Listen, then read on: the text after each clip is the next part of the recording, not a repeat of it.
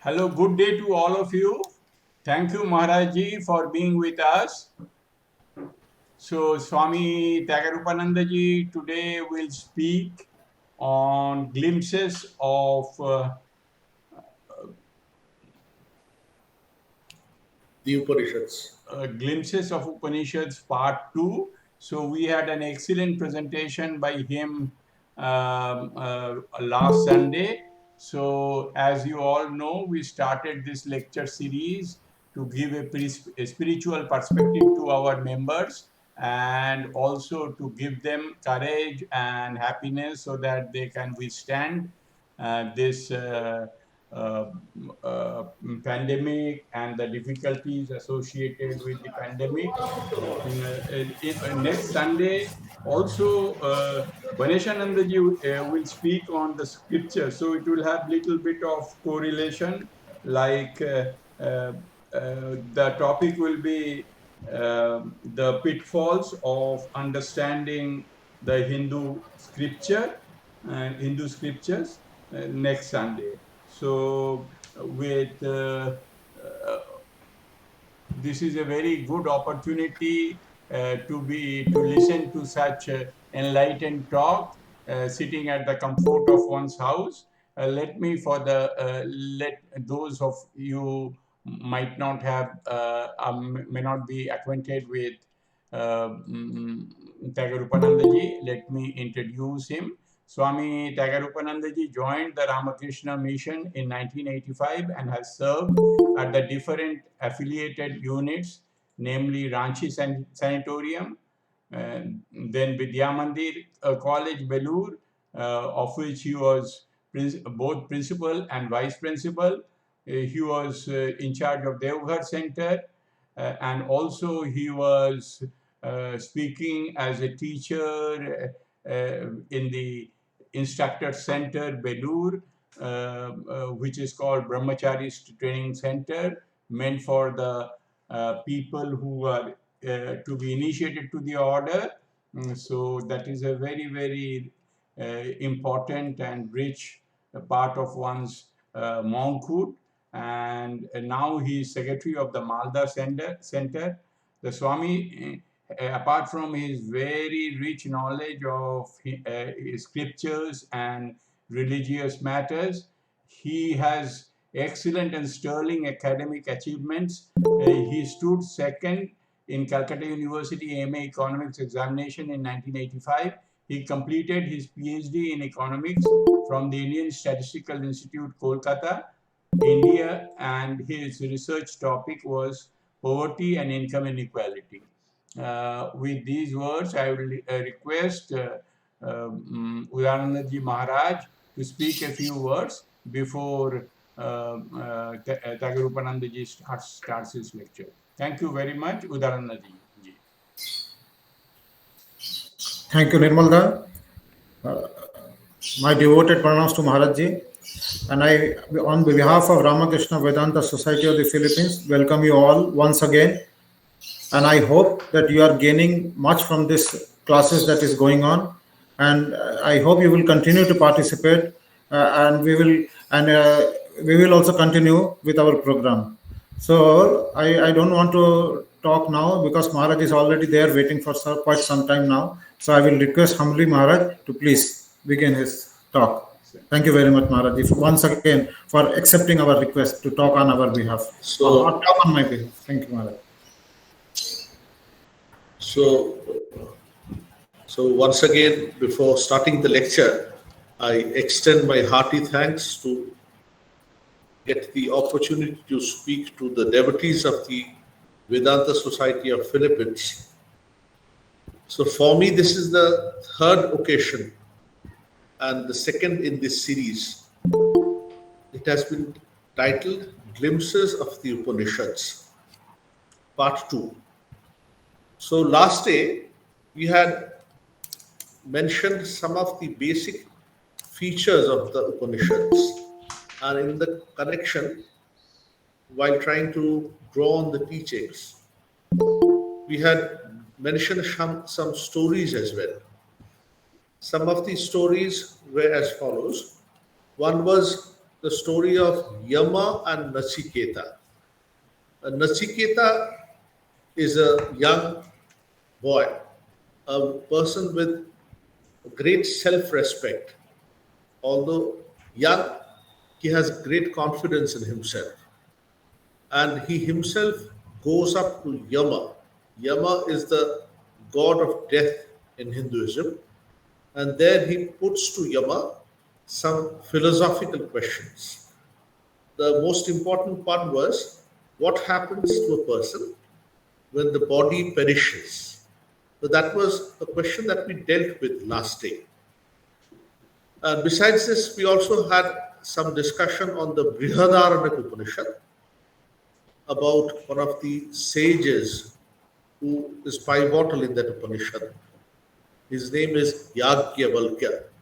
We will come across these names, or rather these Upanishads, once again in the course of today's lecture.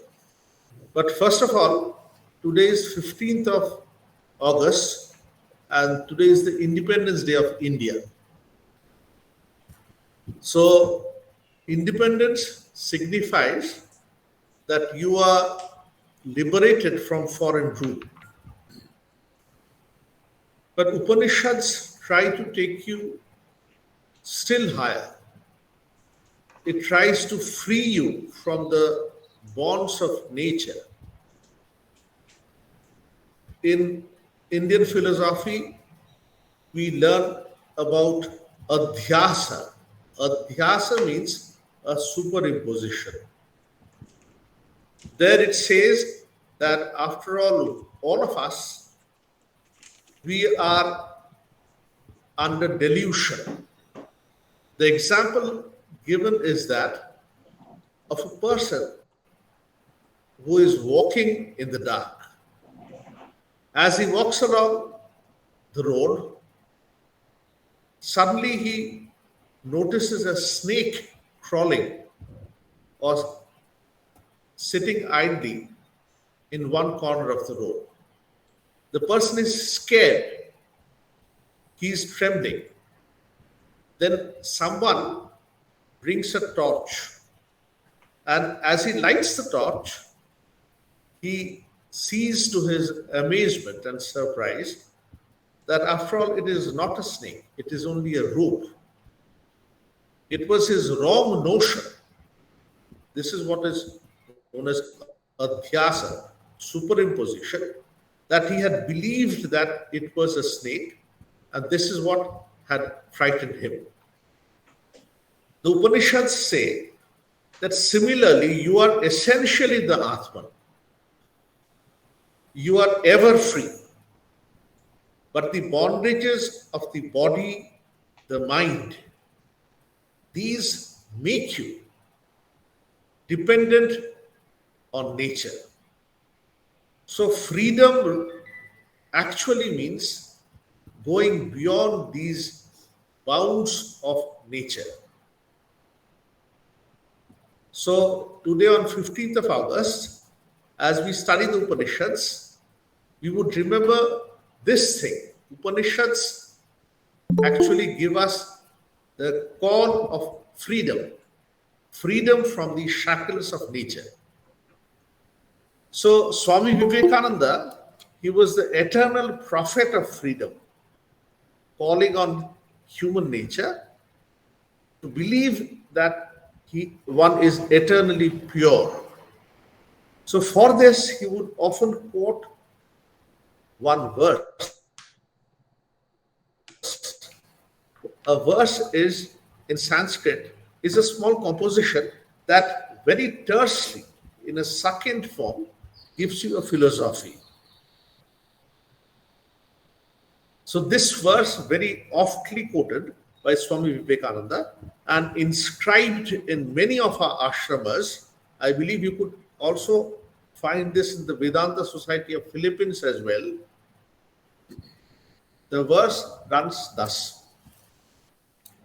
Uttishtata Jagrata Prapya Baran Nibodhata Purasya Dhara Nishita Duratyaya Durgam Pathastat kabayo vadanti. Translated into simple English, this Swamiji himself had done. His translation runs thus: arise, awake, and stop not till the goal is reached. Himself a great scholar of Sanskrit, Swami Vivekananda was careful that the philosophy does not become abstruse. So sometimes he would gloss over the literal meaning of the verse to give the essence of what the philosophy is.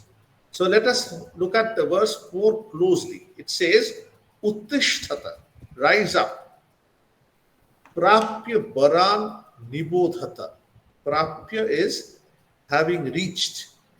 Vara is the best persons.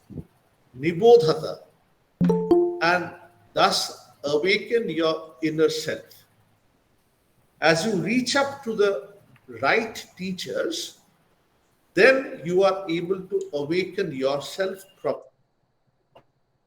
But it reminds you, Purasya Dhara, this road of freedom, this road of going beyond the bonds of nature, trying to extricate yourself is not an easy one.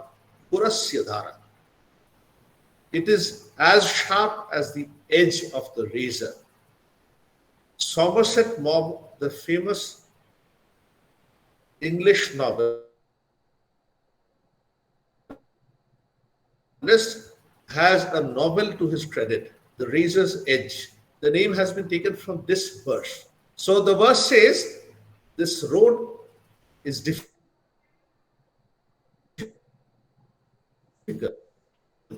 sharp as razor. But don't be afraid. There are persons who are able to cross this, who will be there to guide you. If you are earnest enough, if you are sincere enough, you will have the guide for yourself. So this is the call for freedom that Swami Vivekananda had often given. So this is one verse that I took up at the beginning of today's discussion to give you a taste of the essence of the Upanishads. The same Upanishad gives another brilliant simile. So this simile runs thus: Atmanam Rathinam Vidhi. To put it very simply, it says that, see, imagine that your body is the chariot. In those days, you did not have motor cars or aeroplanes. So a poet would normally borrow from the real life that he or she stands on. So this simile or this verse, the second verse that I'm discussing today, it says that consider your own being as the rider of a chariot. And imagine that your body, the precious body that we care for, that we have been very cautious about maintaining during these pandemic times, imagine that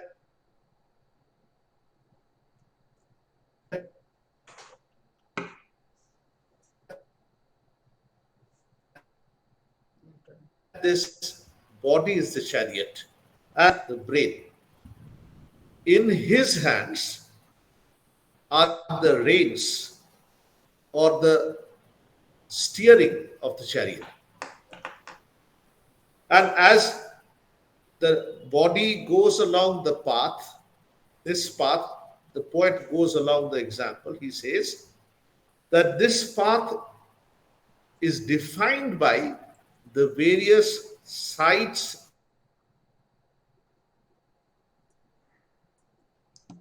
and sounds. The different indriyas like the ear, the nose, the eye, every one of them, they move along different roads. So along these different roads, you yourself are riding the chariot.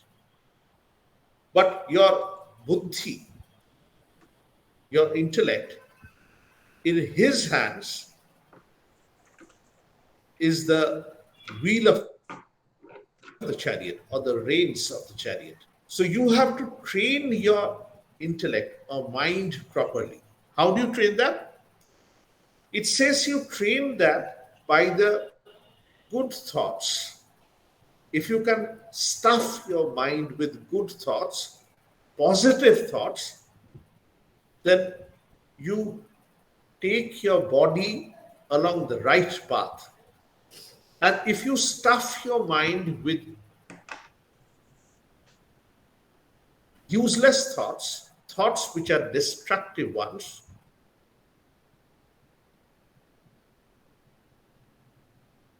Swami, do not ignore the power of thoughts.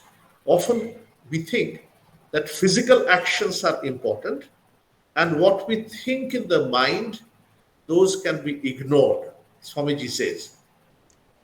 But don't make that mistake. These works which are being done by the mind, those are equally important as well. So works can be done both with the body or with the mind. The works of the mind are not visible easily, but they are strong as well. Suppose you go on harboring a thought for long days, for many years, in course of time, your body will be driven to that action. You will see yourself being pulled in that direction. In which direction? In the direction in which your mind has again and again imagined yourself. So he says, be careful about the thoughts that you fill up your mind with. Fill up your mind with great positive, invigorating thought. Thoughts which make you bold, make you pure.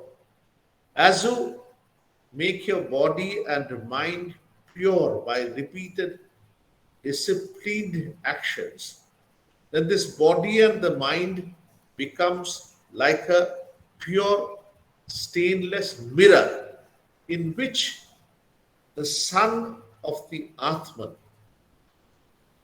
or if you could call it God, can find its own reflection. If your body and mind has become purified by proper actions, by unselfish works, then in your body, in your mind, is reflected the highest truth. Just like the body of Sri Ramakrishna or Ma Sarada or Swami Vivekananda, they had been purified by repeated good thoughts and good actions. Outwardly, Sri Ramakrishna or Ma Sarada, they did not possess a lot of wealth. Neither did they have a great amount of learning. Many of you who are there in the audience today, listening to the discussion on the Google Meet, many of you have had a good education at the universities. But Sri Ramakrishna or Ma Sarada, they did not have the opportunity to go to a college or go to a university. In actuality, they did not even go to a formal school either. Sri Ramakrishna had barely gone to a village school or a pathshala. Whatever learning they could acquire was mostly done in their own houses. In spite of this, although they did not have a lot of wealth, did not have a lot of formal learning, yet through repeated good works and good thoughts, they could purify their minds and bodies to that extent that they became like reflections, like mirrors on which God was visible. Or rather, they became veritably reflections of that God.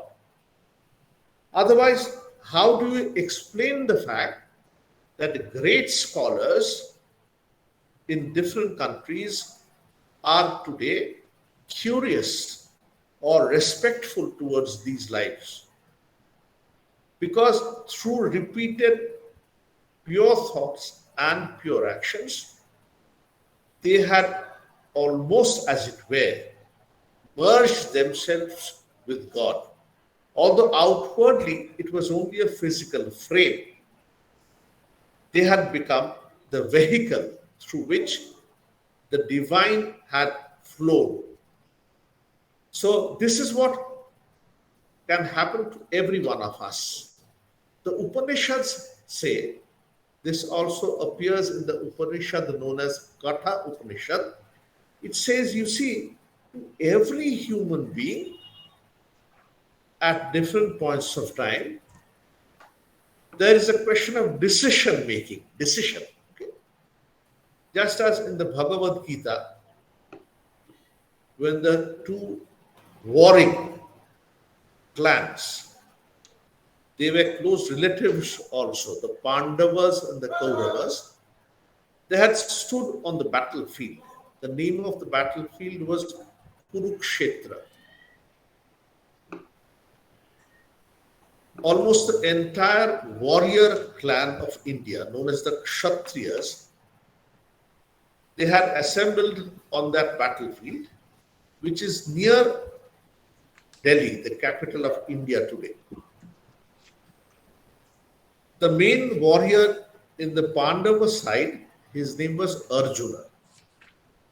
But Arjuna was basically a virtuous person, a good person. So just when the war was about to start, an odd thought crossed his mind. He thought, is it really necessary that we should massacre so many persons just to claim our own kingdom? Would it not be very costly? So, this is a thought that comes into the mind of a virtuous person. You could say that it was a natural thought. And many of us, without knowing the details, might opine that, well, Arjuna was right in thinking thus.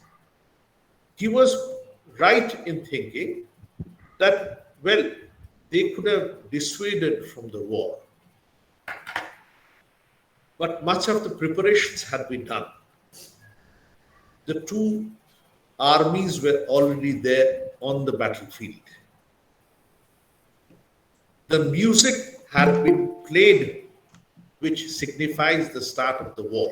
In those days, conch shells would be blown. As the conch shells were blown, the war would start. Every warrior would have a conch shell of his own. But when just the arrows, the different weapons were about to be thrown, Arjuna was in a great confusion. Should he go away from the battlefield? But whom should he ask in such a dilemma? His charioteer was Sri Krishna, who was also his own relative. An exceedingly mature person. Sri Krishna had decided not to actively engage in the war. He would rather be the charioteer for Arjuna. In desperation, Arjuna looked towards him. Should he engage in the war? His mind was clouded. The Bhagavad Gita says, Arjuna in exasperation, the great warrior Arjuna says, Bhramati iba cha mana. Bhramati means going round and round. My mind, he says, is going round and round. I am unable to decide should I dissuade from the war? So what does Krishna say? Krishna today is considered an incarnation of God. Just as Jesus Christ is considered an incarnation of God in Christianity, similarly, Sri Krishna is considered an incarnation of God in Hinduism. What does this incarnation of God advise to his friend? Sri Krishna rebukes Arjuna very strongly. He says, Arjuna, you are a great warrior.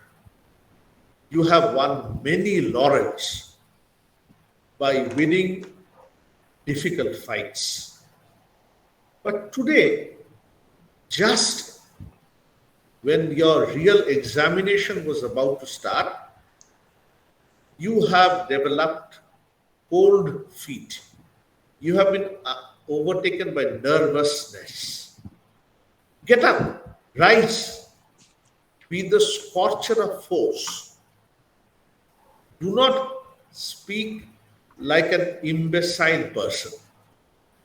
The world knows you as a valiant person. Just as the heavens are opened up when you do the right works, similarly, this battlefield has opened up to you the opportunity of gaining the best of the world. Just consider the advice of Krishna. When Arjuna is in a dilemma whether to kill his foes, Sri Krishna asks him not to hesitate. Being a warrior, it is his duty to engage in a righteous battle. For this, for the establishment of what is good and for the removal or destruction of what is evil, if necessary, one has to uproot what the evil forces are. If that meant the killing of others, come that may. So as a warrior, you must not be afraid of death. You must not be scared of a battle. In fact, this has a wider connotation. In this world of ours, we are often caught in a dilemma. Probably our dilemma is as not large as that of Arjuna. We are often caught up in smaller dilemmas. Decision making is one of the pillars of management. So Arjuna has been asked to take a decision whether he should fight. So the Upanishads say, you see, sometimes the options, they come to you. One is termed Sriya and one is termed Priya. It says Priya. Priya is that, you have heard the word Priya. Priya means dear. From that Priya. The dear ones are those which give you immediate happiness. But it can be that you lament your actions later on. But the Sriya ones are those for which initially you have to bear hardships. But in the long run, you are satisfied. You are convinced that you have taken a strong, hard decision. You do not later on lick your fingers and say that, I could have taken a better decision earlier. So this continuous quarrel between the Sriya and the Priya goes on in your own mind. Which should you opt for? For the immediate happiness or for hardship now to go for real happiness later on. What Arjuna was being advised was that you take up this hardship of a battle now so that you do not lament later on. So sometimes the decision making in life is a hard one. It is not always easy, palatable. Through this, as we plow on in life, we understand that the path of truth is not always easy. It is sometimes difficult also. Let us now move to another story in the Upanishads. This story is about the sage Yagyavalkya, about whom we had spoken last day. In this story, it is said, Yagyavalkya had two wives. One of them was known as Maitri, and another one was known as Katyayani. So Yagyavalkya, after he had done with life, he called his two wives together and said, well, I have decided to give up hearth and home and want to divide my whole property between you two. One of them is Katyayani, another is Maitri. The Upanishad very jokingly it says, when Yagyavalkya said this, Katyayani was happy because she, after all, would get a share, a handsome share of the property.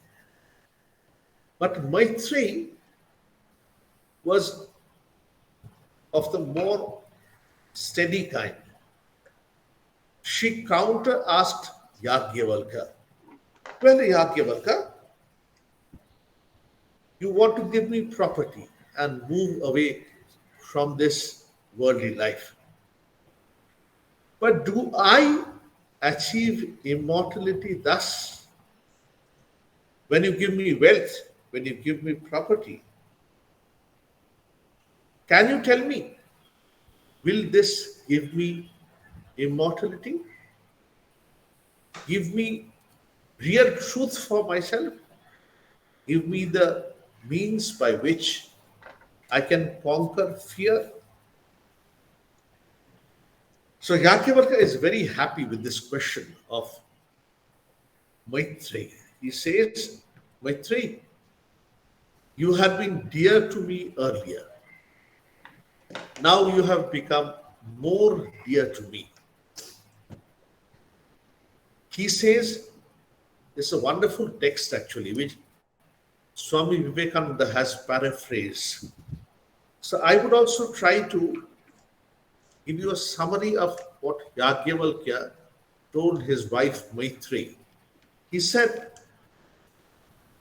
yes, dear Maitri, you see, when a wife is dear to her husband, it is not because of the man, the husband per se. It is because it brings satisfaction, happiness to the wife.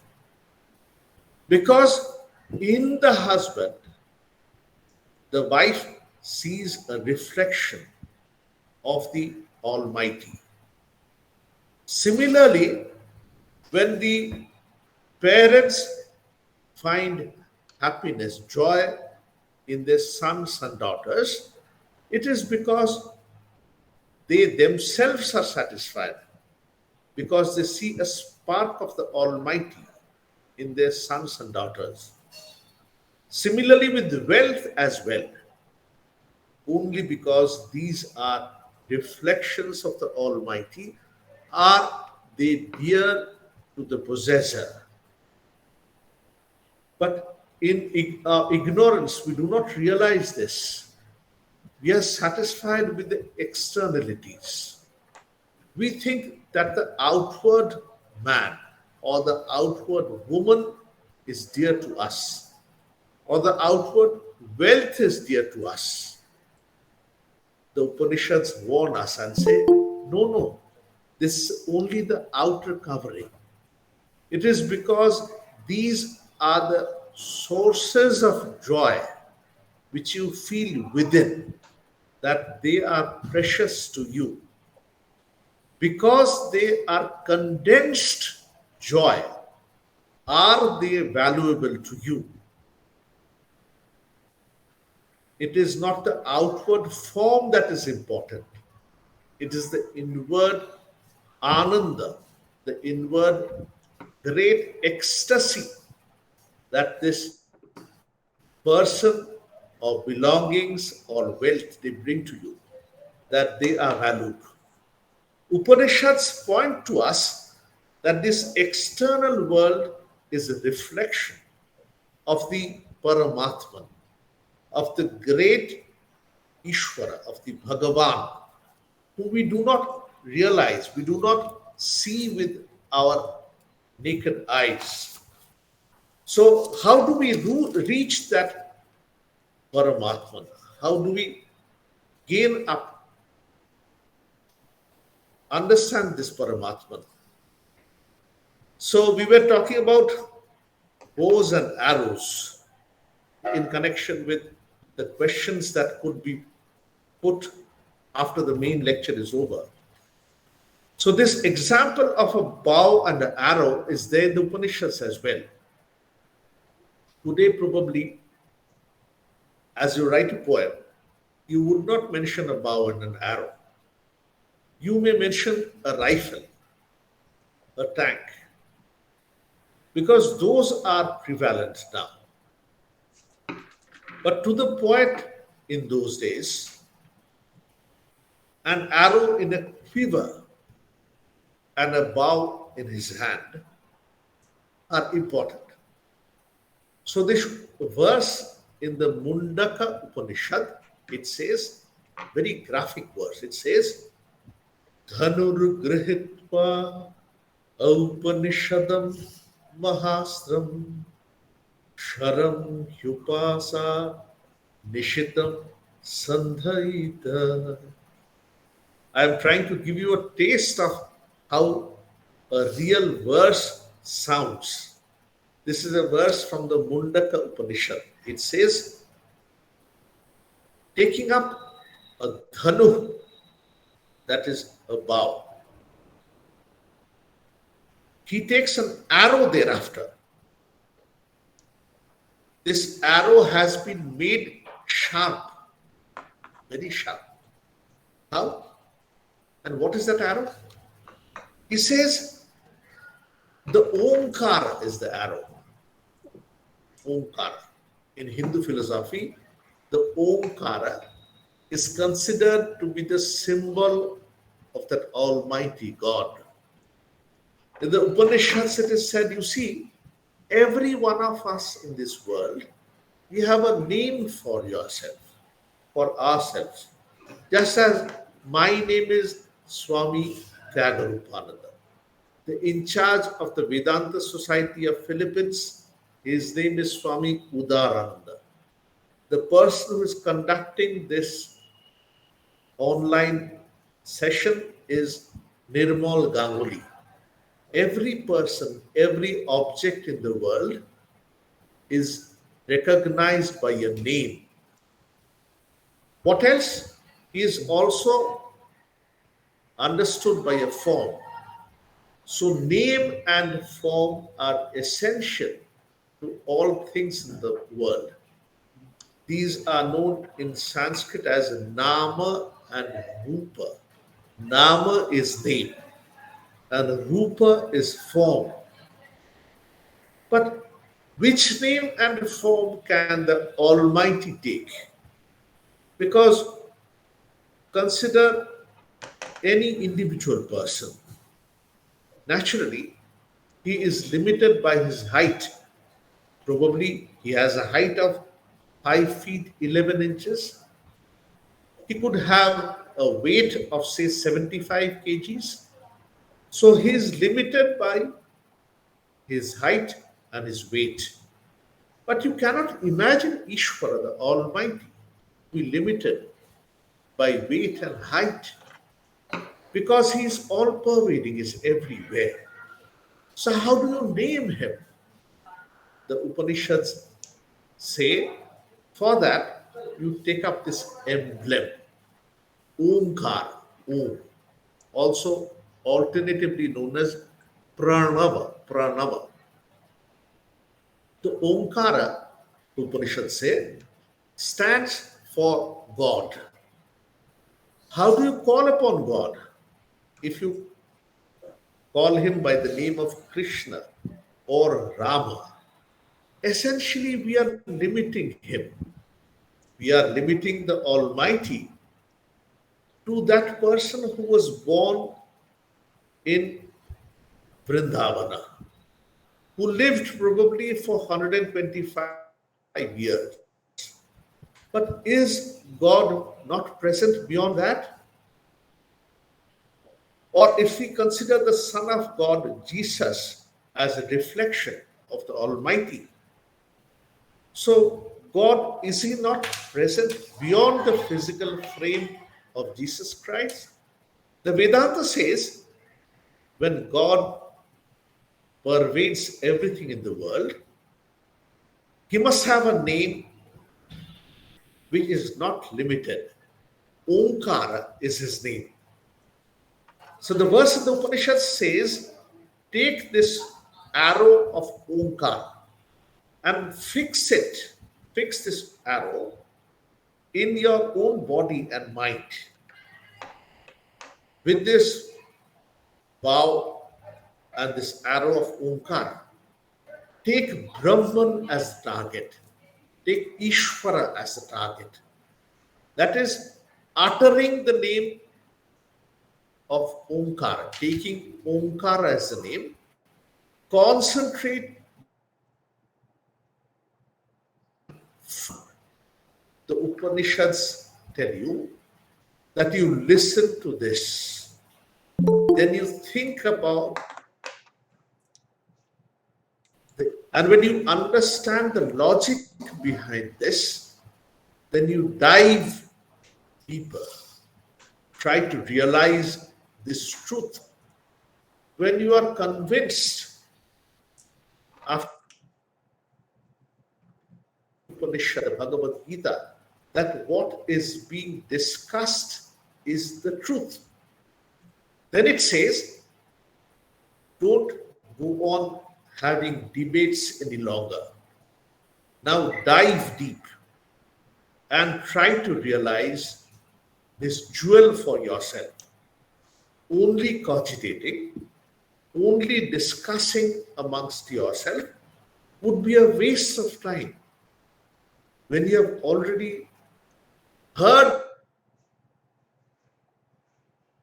from blessed persons like the prophets, say Bhagavan Buddha, say Jesus Christ, or Sri Ramakrishna, or Ma Sarada, what the truth is. Why go on discussing again and again? Why not try to achieve that in your own lives? Do not think that you are a nobody. Do not think, Swami Vivekananda warns us, do not think that, well, Jesus Christ has achieved that or Buddha has achieved that. Truth is beyond reach of others. It is not so.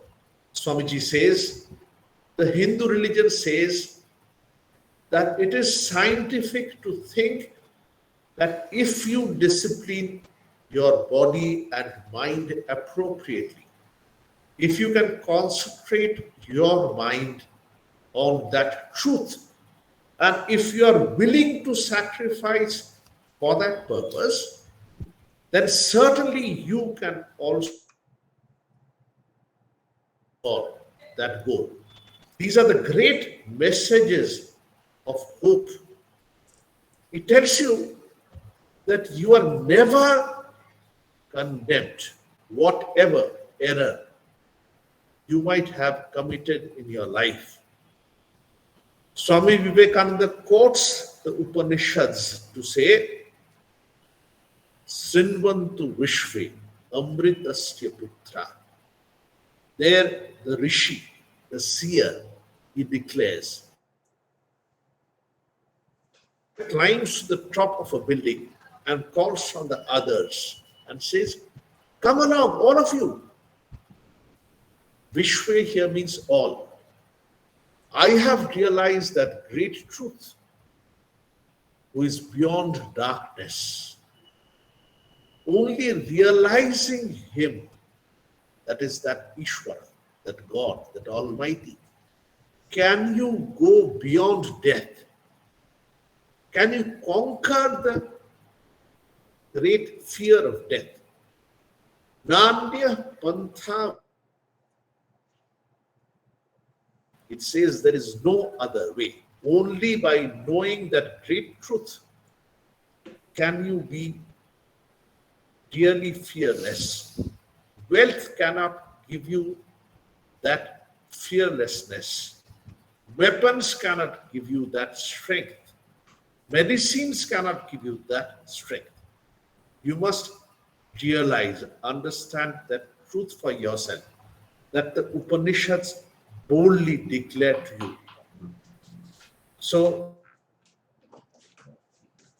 different Upanishads, as it were in different voices, because different poets had composed different Upanishads.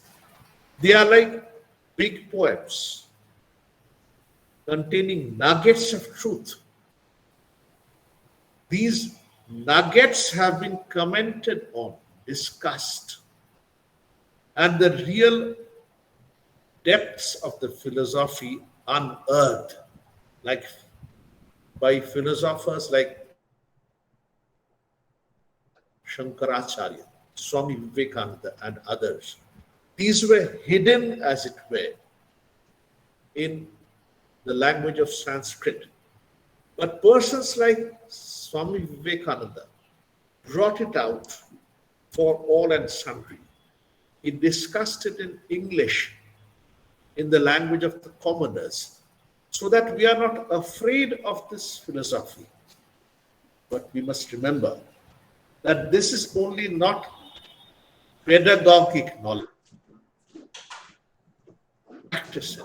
You must make it a part of your life. Only then is the message of the Upanishads fruitful. The Bhagavad Gita actually tells you how to concretize, make it into real life, the teachings of the Upanishads. That is why it is considered the essence of the Upanishads. So on this special day, the Independence Day of India, I pray for all of you that may we take the right steps to unearth this vast mine of strength and knowledge and joy that is within all of us. Sat, Chit, Ananda. Ananda is joy. Chit is knowledge. Sat is existence, which we, all of us, are. I end my lecture with this. We can now move to the question and answer. Babu, my lecture is over. Thank you. Thank you, Maharaji, for your second lecture on the glimpses of Upanishads. So today you have given us the opportunity to dive deeper into the issues, and you have gone into good deal of length. And now, obviously, there will be some questions. And before that, I would like to request that please, whosoever will ask question can unmute himself or herself. And also Maharaji Tyagarupanandaji talked about India's Independence Days to all the Indians and Indian citizens and people of Indian origin. On behalf of Ramakrishna Vedanta Society, we wish them a happy Independence Day. And so we know that Hiranya has some question he asked on last Sunday also, but still he has some doubts left. So Hiranya, please. No, let others ask the questions. Oh, I'll stay back and then let others ask questions to Maharaj. okay. So please, whosoever has question, please ask your question or any observation or any guidance or clarification you seek. You are free, quite free.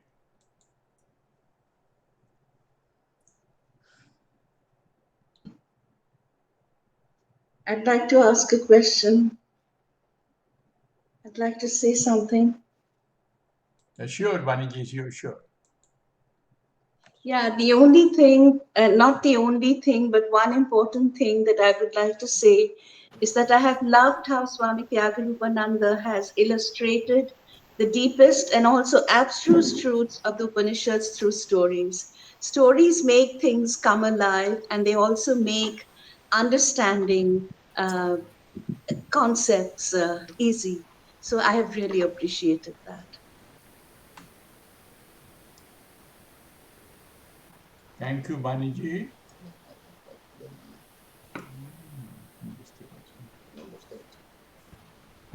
So, any other question before Hiranya joins in asking some question? Can I ask a question? This is Kasturi here.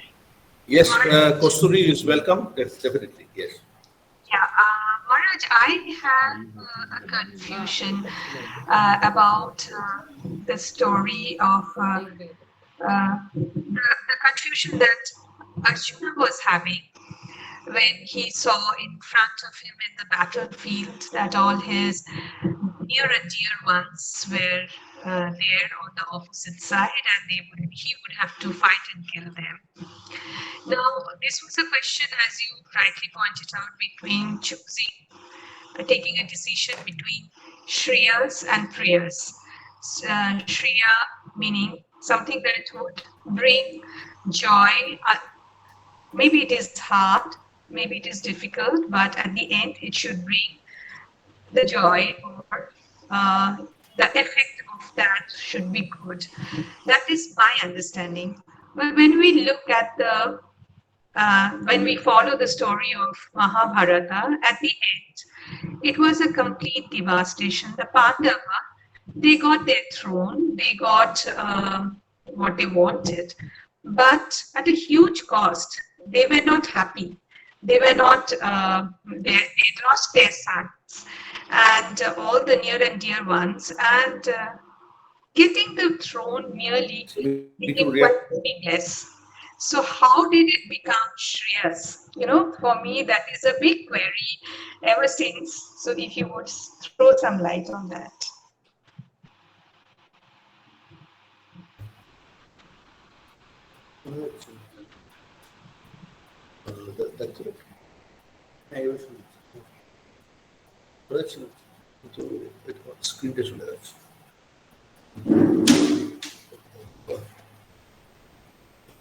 Yes, am I audible, Nirmal Babu?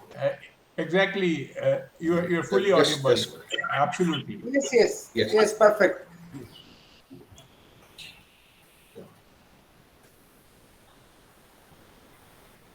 Kosturi, imagine the scenario if Arjuna had instead decided to stay away from the battle instead of engaging into it.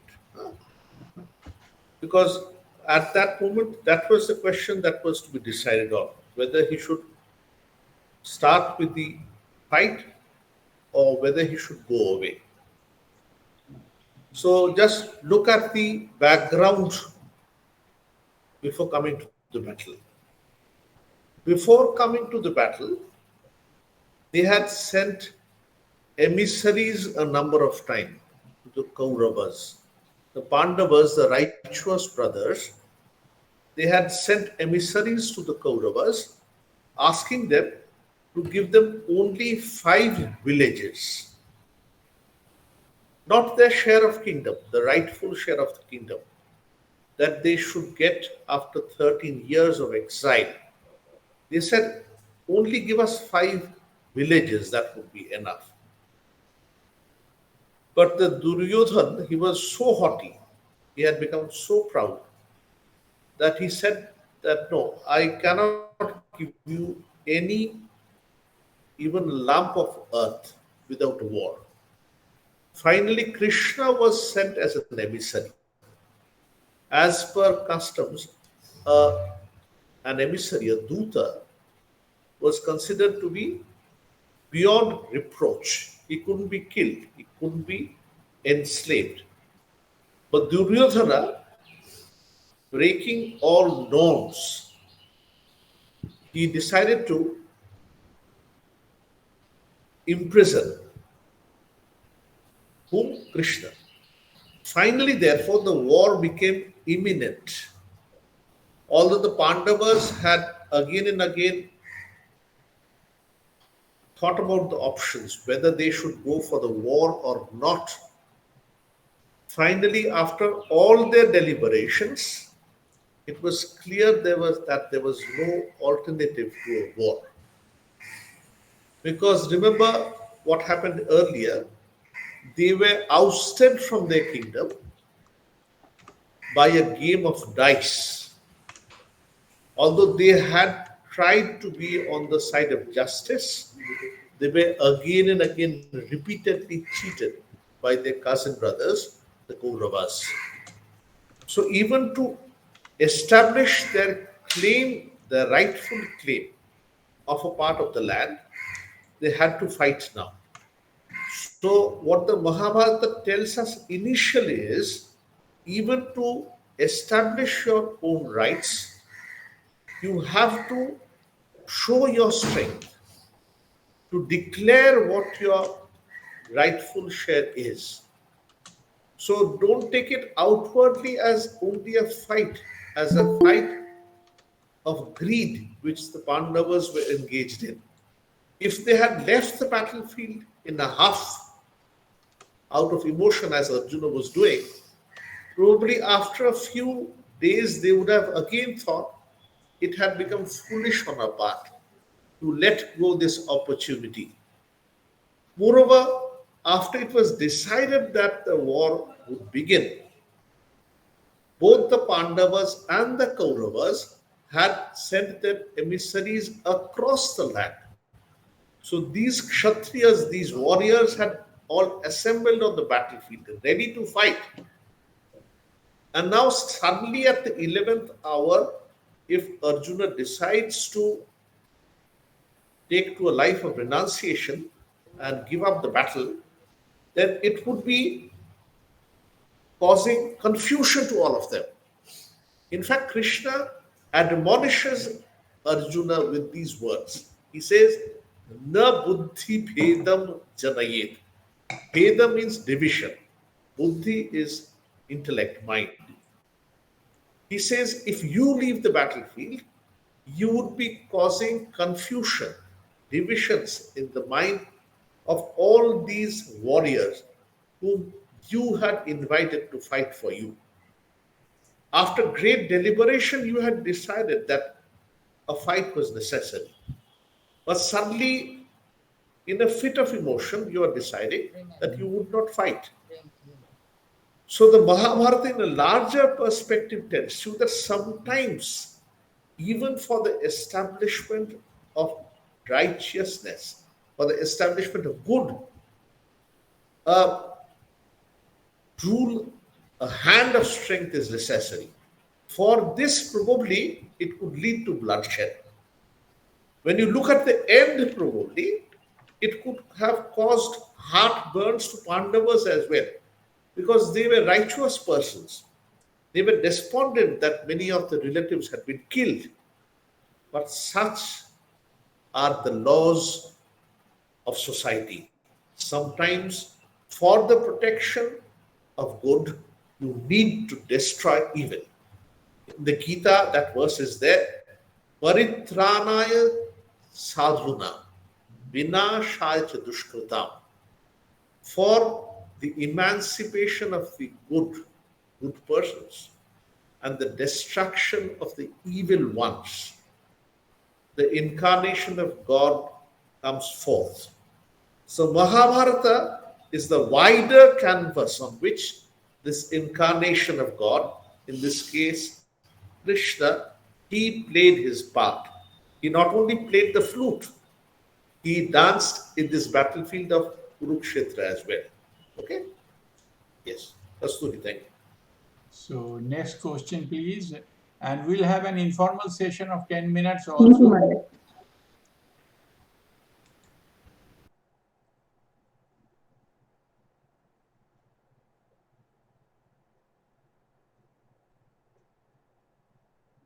So if you have any more question, please, you can ask, or any clarification, any guidance you want to seek. So please, Hiranya, Udaida, if you have to ask something, please.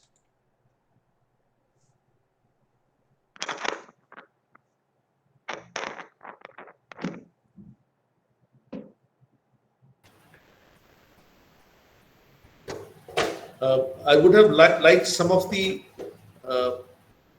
devotees like Enrico Colombo, if they could have some clarifications of, or if they could put in some comments that would have enriched us also.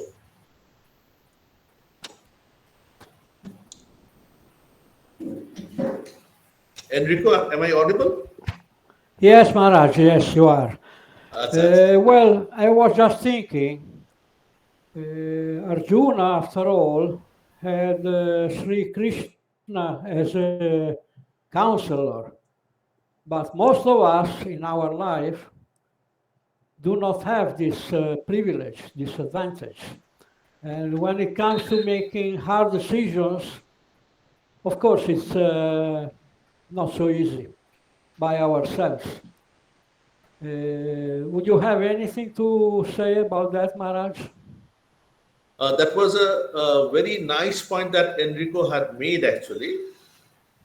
Swamiji, in fact, in a writing, he makes a wonderful remark. He says, look at the Western civilizations, whom they consider as the Son of God, that is Jesus. He advised them that when someone slaps you on the cheek, then give your other cheek as well. That is, you do not indulge in violence. But they probably didn't listen to what Jesus had said. They went on conquering one land after another. On the other hand, he says, probably with tongue in cheek, he says, look at the Indians. Krishna had told them that if there is an enemy, you need to fight him from the shoulders. But the Indians took up the teachings of Jesus and they decided to keep quiet and practice non-violence. And the Westerners, they took up the teachings of Krishna and went on conquering one nation after another. So definitely Swamiji was making a humor out of the teachings of the great persons, but actually dependent on what your tendencies are, so must be your religious practices. If you are a person with great amount of external tendencies, if you are an active person, then if you are asked to remain shut within a temple or a church for long hours in a day, then that would be against your nature. If you are a person with an extrovert mind, you want to engage with more and more work, then Sri Krishna tells you in the Gita that practice unselfish work. Do work. Do not give up work. Because Arjuna was of this type, Sri Krishna advised him, do not give up work. That would be against your nature. Instead, practice unselfish work. do not do this work only for your own gain. So if you are a person with sattvika, that is purified tendencies, if your mind is calm, then you can meditate more and more. But that would require time. That requires a certain bit of development of the mind. So which path to take in life, whether you need to strive to fight or whether you need to stay calm. For that, you require a real good counselor, as Enrico had rightly said. In fact, for this, in the Hindu religion, the need for an acharya, a teacher, a guru has been said. Swami Brahmananda, another great monk of the Ramakrishna Mission, he would jokingly say, you see, consider a person who engages in picking pockets of others. He's a cheat. For that also he needs a guru. He needs a teacher who teaches him how to do that perfectly. If for picking pockets you require a teacher, is it not proper that for developing your spiritual life you require an advisor, a counselor as well? Often we who consider ourselves to be educated, we abhor the idea of a religious teacher or a guru. But Swami Brahmananda says, well, that would be natural. Because if you want to achieve the highest knowledge, a religious truth, for that also you require a teacher. Only then can you recognize the thorns on the path.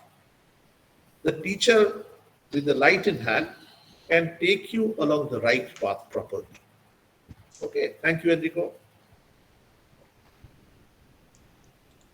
Thank you, Maharaj-ji, for such a comprehensive explanation. Any more questions? So today, all of you would be knowing, especially Indians, that the cricket match is going on between England and India. So Hiranno was a good cricket player in his student days, but today he is not scoring any runs. How come? No, Maharaj. I have many questions. All these questions are mixed up and creating utter confusion in my mind. I know these are not mutually exclusive and independent questions. These are all mixed up. So I don't know which one I should ask you. But anyway, if Nirmal is insisting, you are insisting, one question always bothers me. And that is why I always try to listen to Upanishad to understand that. Whenever you say the basic message of Upanishad to free yourself, and the question Maitreyi also asked Jaggabalko, my question is, whose freedom I am talking about? I may live another 5 years, 10 years, and 15 years, then I will die. Even if I say that there is a soul earmarked to my body, Hiranya, and this soul will go and take up another form, another person, maybe in India, maybe in Australia, England, Africa, I don't know. I will not remember anything. I will forget everything. So whose freedom I am talking about? Now, why should I try for a freedom? So here actually the concept of I is speaking about. Okay. So this concept of I has been dealt with in the Vedanta. So for this, the Vedanta asks us to look at the state of deep sleep known as Shupti. Supti means sleep. Su is good. So deep sleep is the condition that we are in for a lot of the portion during our night time. Suppose we sleep for 5 hours during the night. Of this, probably we are sleeping deeply for 4 hours, especially in our younger days. As you grow older, your sleep gradually, it lessens actually. So often we consider the entire period of 5 hours as a single mass. But actually for a large portion of this, we do not recognize or remember anything of this entire 5 hours after we wake up. So this state of deep sleep is a state, the Vedanta says, when your body or mind is not consciously taking any decision. It says consider the waking state. In the waking state, both your body and your mind, they are functioning. When the mind directs the body, it takes an action or it makes an action. In the dream state, when you remember a dream, we remember the dream specially during the last hours of sleep or in the beginning hours of sleep. So how do you have a dream? The Vedanta analyzes and says, isn't a dream a wonder? Because in the dream, you do not have the objects. You do not have a road. You do not have the foods to eat. You do not have the scenarios to see. Nevertheless, during a dream, you are able to conjure all this up. Physically, none of them are present, and yet you have a dream. How? It says, go deeper. Actually, your mind has collected a number of impressions during the waking state.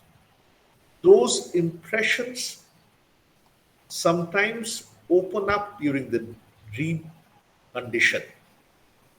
Hence, only the mind, as it were, draws a picture on the canvas without the aid of the body, or put more correctly, without the conscious aid of the body. When you sleep, probably you unconsciously move your legs and your feet, legs and your hands, but that you are not doing consciously. But going a step further, it says, in the deep sleep, Sushupti, even the mind is not functioning. How do you know that? Because you do not remember what you have done during this time. Suppose what we call as the dead of night, suppose 2 o'clock at night, you are dead as a log of wood, sleeping on your bed. And in the adjacent house, someone is crying because a relative of hers has died. But that won't affect you in any way, because your body and even the mind is not functioning. The Vedanta says, when you get up from such a deep sleep, a Sushupti, you say, the person says, what a wonderful sleep I have had. Sukham aham aswapsam. So the person says, I have had a wonderful sleep. Who is that I? Because in that deep sleep, your body was not functioning, neither was your mind. Because in the dream state, only the mind was functioning. In the Sushupti, both the body and the mind, they go back to their primeval state. And you consciously work neither with the body nor with the mind. Even the mind does not draw a picture on a canvas. In spite of this, when you get up from this deep sleep, you say, I have had a wonderful sleep. In Bengali, we say, Tofa ghumiyetsi, darun ghumiyetsi. Who sleeps there? Who is that person? The Vedanta says, you must have been there during this dream, during this deep sleep as a witness. This eternal witness is the I, witness to both the body and the mind, witness to the physical actions and the mental actions. Probably often we mix up our body and the mind with that I, which is there still within, deeper within. Just like the sun blazing on our head has its reflection in different containers. In some containers, the reflection is bright. In some, they are dimmed when the water is dirty. Similarly, in all of us, this I consciousness is there, but we are unaware. When this body falls, when it dies, the Vedanta says we carry the essence of our impressions obtained by our different organs. And the prana, the life force, it carries these impressions and takes up another birth where it goes on working along those impressions. So the I is ever present. We often do not recognize this I. So to search for this I, to discover this I, is what the Upanishad strives for. So I have tried to give this answer to Hiranyo's question. Thank you. Thank you, Maharajji. I as witness, so that an I as different from mind body is really a question of realization. Thank you, Maharajji. And now I would request Hiranya to kindly give vote of thanks. Thank you. Wonderful answer, Maharaj. It is really helpful. But it opens up some other question, maybe some other time, some other occasions I'll ask you these questions. But these two-part lectures, thank you from the Ramakrishna Vedanta Society of the Philippines. Wonderful lectures, wonderful question answer sessions. And what can I say? Again, as I said always, thanks from the bottom of our heart. Thank you very much, and we hope to see you back very soon.